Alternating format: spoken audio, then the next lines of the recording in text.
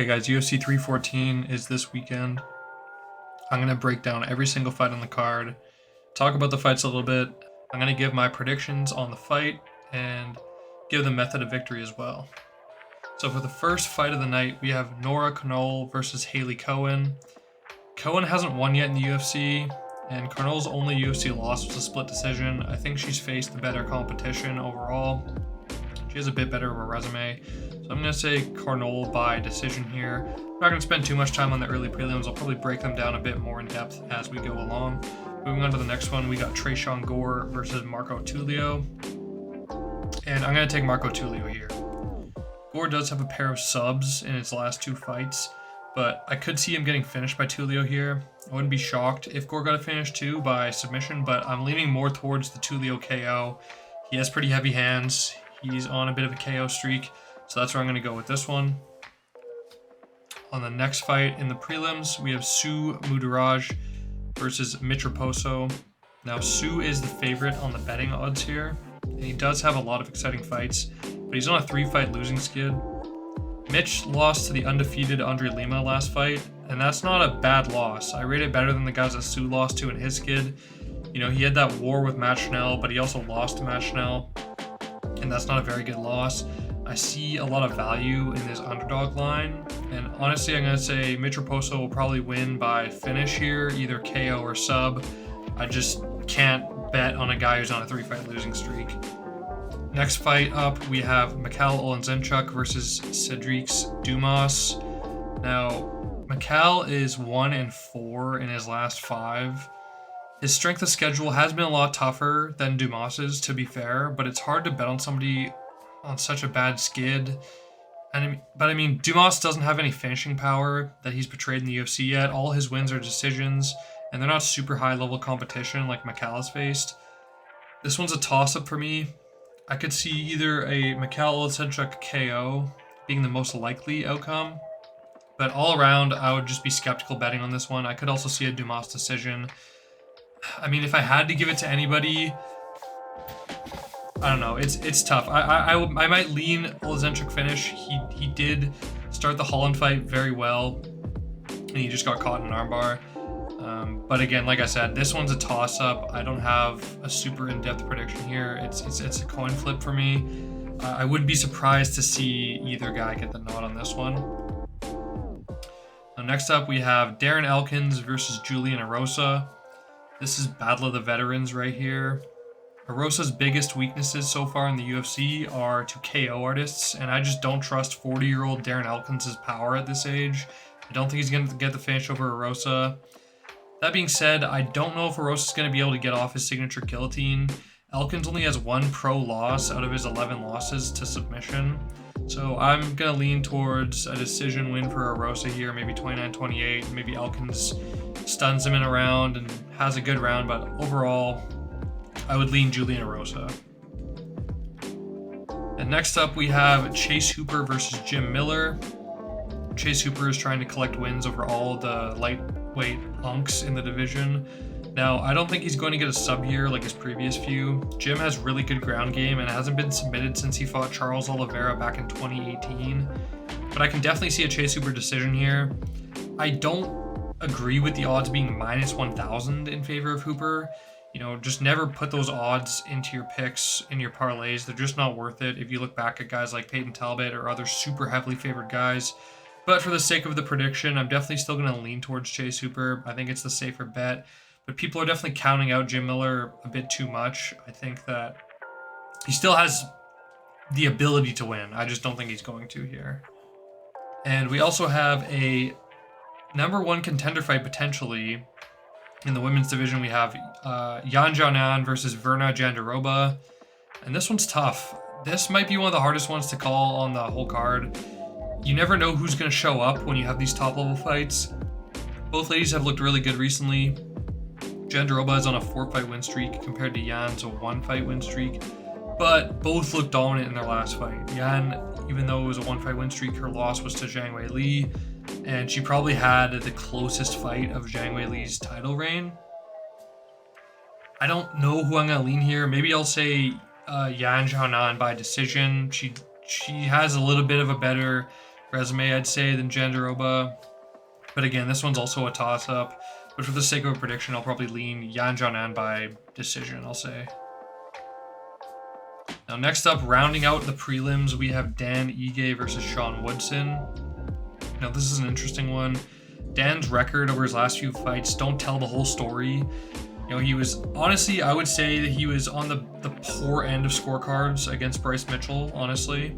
And he also stepped in on literally like an hour's notice against Diego Lopez, one of the toughest guys in the division, a guy who's getting a title shot on this card. And he put on an insane performance in that fight, winning the third round, not getting the nod, but to compliment him for doing that and stepping in, UFC was like, you know what, we're going to give you Leon Edwards 2.0, Lerone Murphy, undefeated prospect, who, despite getting dropped by Ige, still managed to run his way to a win, and just an unimpressive win. The only thing I remember from that fight was Ige dropping him and not getting the finish. But again, like I said, he's on a bit of he has quite a few losses recently, but they don't tell the whole story. Woodson hasn't faced the level of competition that Ige has yet, but the dude is literally a cheat code. He's built like an alien. He's 6'2" and only 145 pounds. He has like a 6-inch height advantage on Ige. This is going to be a really hard fight for Ige.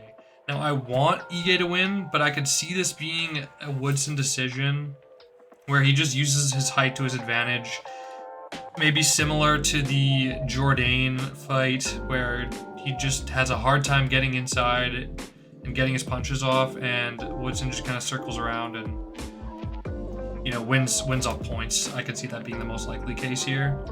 Not that I want it to happen, this is just what I think will probably happen. Now, on to the main card. Opening fight, we have Nikita Krylov versus Dominic Reyes. And this one's also interesting.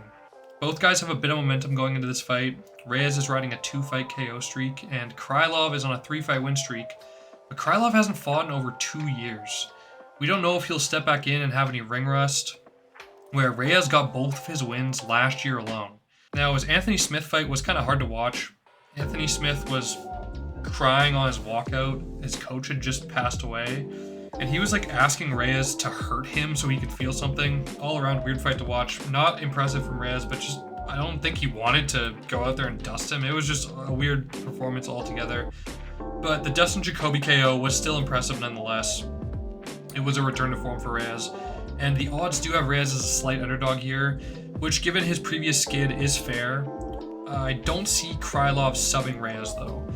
And Krylov only has 1 KO in the UFC, and it was on Old Man Gustafsson. And I think I'm leaning Reyes by either KO or decision here. I think he's been way more active. I think Krylov's been out for a lot longer. And I think, honestly, Reyes has proven himself more. You know, he went the distance with John Jones. Yes, he ate a couple bad KOs in a row, but we have to remember, he fought Jan Blachowicz and Yuri Prochazka back-to-back. And the Ryan Spann loss, hasn't aged super well. But, I mean, I think that's Krylov's most recent win. So either way, it's not the level of competition both guys' face is a bit skewed. I'm going to lean Reyes. It's going to be the unpopular pick slightly, but I want to see Reyes win, and I also think he can get it done. We don't know how Krylov's at. We haven't seen him in a while. Reyes is riding the momentum, the hype, and I think Reyes could go out there and get a finish, but if not, he'll probably win a pretty dominant, maybe 30-27, maybe 29-28 decision. Moving up the main card, we have Yair Rodriguez versus Patricio Pitbull. This one is tough for me to break down. We have a debuting Patricio Pitbull versus a Yair Rodriguez who's on a 2-fight losing streak. Now, he did lose to Volkanovski in a title fight when Volk was still champion. And he also blew a huge lead on a fight he had with Brian Ortega in their rematch due to him gassing out and just completely throwing that fight away. Now, I look at this fight very similar to that fight. I think that if Yair doesn't gas out, I could see him getting a KO here. He has 5 inches of height on Pitbull. He's younger, and he's faced better competition throughout his career in the UFC than Pitbull faced in Bellator. But part of me could also see a repeat of Ortega versus Yair 2, where Yair maybe gasses out pushing for a finish, and Pitbull gets the submission. He has a lot of submissions under his belt. So I could see either going either way. I'm leaning more towards the Yair KO, but I wouldn't be surprised if, those Patricio Pitbull submission lines hit in a Hail Mary sub on a gassed Yair as well. Now this one's pretty anticipated. We have the Bryce Mitchell versus Gene Silva fight. A lot of people are saying that Bryce is going to get flatlined here, and honestly, I just have to come out and say I disagree. I think that Bryce is either going to get a submission over Gene Silva or beat him by decision. Now, if Bryce is a dummy and chooses to stand and bang, he's getting knocked out, and I'm eating everything I just said. And I don't think that's going to happen, though, because I think that he probably learned from the Josh Emmett fight. And we saw him get that win over Kron Gracie. I mean, that was a weird fight, but he's diffused good strikers in the past. He got past Edson Barbosa and Dan Ige, and I see a similar path to victory here. Gene was getting taken down pretty easily by Charles Jourdain, who I'd say has worse ground game than Bryce, and people forget, man, Bryce's only MMA losses are to Ilia Topuria and Josh Emmett, and those are super respectable losses. And he didn't even get knocked out by Ilia, he got subbed by him. Now, he was getting wobbled, but Ilia has really good ground game. He hasn't shown it a lot in other fights, and he also was choosing to stand with Emmett. They were feeling each other out. He walked right into that punch. I don't think he's going to let that happen. I think that Gene hasn't faced anywhere near the level of competition that Bryce has, and I think Bryce will use his wrestling to diffuse Gene Silva. Now, that's not me saying that he's not going to get rocked. If it goes to decision, I could see it being, Gene taking a round or it being a really close fight, but I just think that he will show levels in this fight. I think that Gene has been probably the least impressive to me of the fighting nerds, and he just doesn't have as good quality wins as Bryce Mitchell. Now, on to the co-main event, we have Michael Chandler versus Paddy Pimblett. 5 rounds of potential violence here, and this is a lose-lose pick, honestly, because on one hand, you have the lowest IQ fighter on the entire roster in Michael Chandler, taking on a super unproven and just overall underwhelming Paddy Pimblett so far in the UFC. If Paddy shows up how he did in the Bobby Green fight, I see people saying he could get a submission, but Chandler has just been in there with the best of the best. Now, granted, it does seem that he always does come out with the L, but if 5 rounds with Charles Oliveira in just last December couldn't get him submitted and finished in that fight, I just don't see it from Paddy Pimblett. There's just levels to the lightweight division, and honestly, I see a Michael Chandler KO in the early rounds. He's going to be coming out of the gate super hot, but knowing Dana, it's going to be some no contest fouled fight, and then neither guy loses stock, and then we still get a McGregor call out, and then Paddy still moves up the rankings, a la Sean O'Malley and Pedro Munoz. For the sake of the prediction, obviously that's a joke. I'm going to say I'm going with Michael Chandler KO. Paddy has to prove it to me before I bet on him. Now you could say, okay, both guys' best win arguably is a Tony Ferguson, but one guy had a front kick, one of the best knockouts of the last few years, over a Tony that still had some shine into him, and another guy went to a decision where it was just a boring, terrible fight where neither guys looked good, so I'm going Michael Chandler.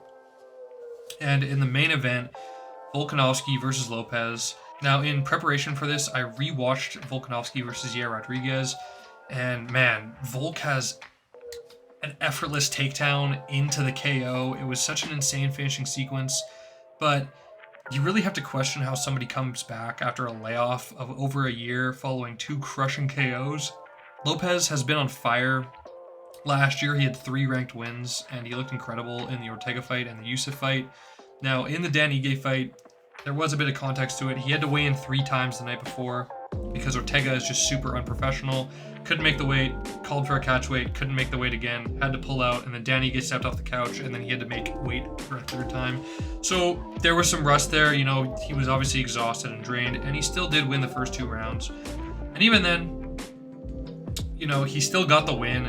Everyone says, Ige won the 3rd round, looked good, but at the end of the day, Lopez got the win, and then he still came back and looked even more clean and super dominant when the Ortega fight ended up getting rescheduled and actually ended up happening.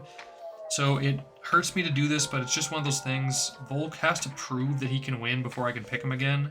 If he goes out there and beats Lopez, I will 100% give credit where credit's due. But after 2 brutal KOs in a row and a long layoff, he's fighting a guy with pretty hard hands, and I just can't pick Volk in that scenario. So my official prediction is going to be Lopez by KO. Now, are you guys excited for UFC 314? I think this is going to be one of the best pay-per-views of the year, if not, hopefully, the best pay-per-view of the year so far, and the best card of the year so far, it's looking like. Let me know who you guys think is going to win any of the fights I've talked about down below, do you agree or disagree? I know I might have some controversial picks. I've picked quite a few underdogs, but the lines are pretty close, and I think it's honestly a toss-up.